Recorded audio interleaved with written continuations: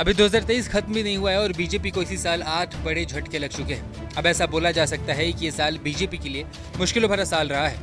आज हम जानेंगे उन फैसलों के बारे में जिन्होंने बीजेपी को इस साल थोड़ा नहीं बल्कि बहुत बड़ा झटका दिया है। सबसे पहले बात करेंगे सुप्रीम कोर्ट से मिले झटकों के बारे में। सबसे पहला फैसला था चुनाव आयुक्त की नियुक्ति एक पैनल करेगा। 3 मार्च 2023 को सुप्रीम कोर्ट ने आदेश दिया कि चुनाव आयुक्त की नियुक्ति एक पैनल करेगा। इसमें प्रधानमंत्री, लोकसभा के नेता प्रतिपक्ष और सुप्रीम कोर्ट के मुख्य न्यायाधीश शामिल रहेंगे। दूसरा झटका था अफसरों की पोस्टिंग पर दिल्ली सरकार का अधिकार। 11 मई 2023 को सुप्रीम कोर्ट ने साफ साफ बता दिया कि दिल्ली में अफसरों के ट्रांसफर पोस्टिंग पर दिल्ली सरकार का अधिकार होगा, उपराज्यपाल का नहीं। हालांकि 19 मई को केंद्र सरकार ने अध्यादेश लाकर ये फैसला बदल दिया। तीसरा सबसे बड़ा फैसला था संजय मिश्रा का कार्यकाल खत्म कर देना।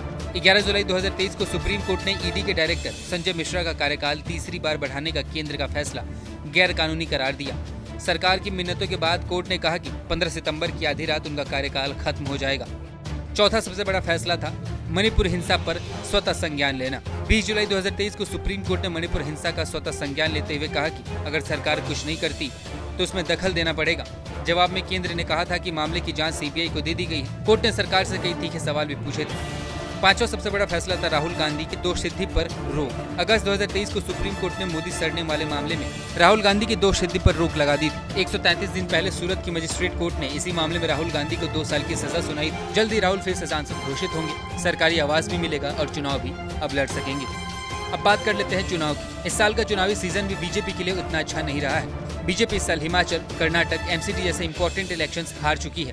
बीजेपी की हार पर जितनी ज्यादा बात नहीं हो रही है, उससे ज्यादा बात इस पे हो रही है कि बीजेपी पहले इन सभी जगहों पे सरकार में रही थी। दिल्ली नगर निगम में सत्ता पर 15 साल से काबिज बीजेपी को हराकर आम आदमी पार्टी ने बहुमत हासिल किया। ये झटका इसलिए भी बड़ा था क्योंकि केंद्र सरकार ने दिल्ली के तीनों नगर निगम को मिला के एक कर दिया था। एमसीडी में कुल सीटों की संख्या की बात करें तो 250 सीटें हैं, जिसमें से आम आदमी पार्टी को 134 मिली थी, बीजेपी को 104।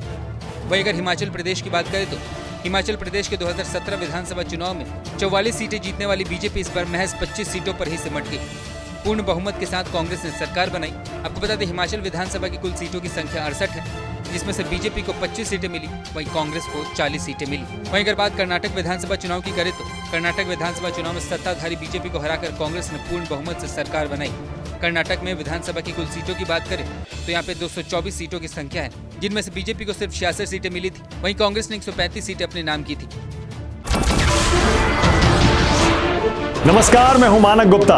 अगर आपको हमारा ये वीडियो पसंद आया हो तो इसे लाइक और शेयर जरूर करें और हाँ, हमें सब्सक्राइब और फॉलो करना ना भूलें ताकि आप देश और दुनिया की कोई खबर मिस ना करें।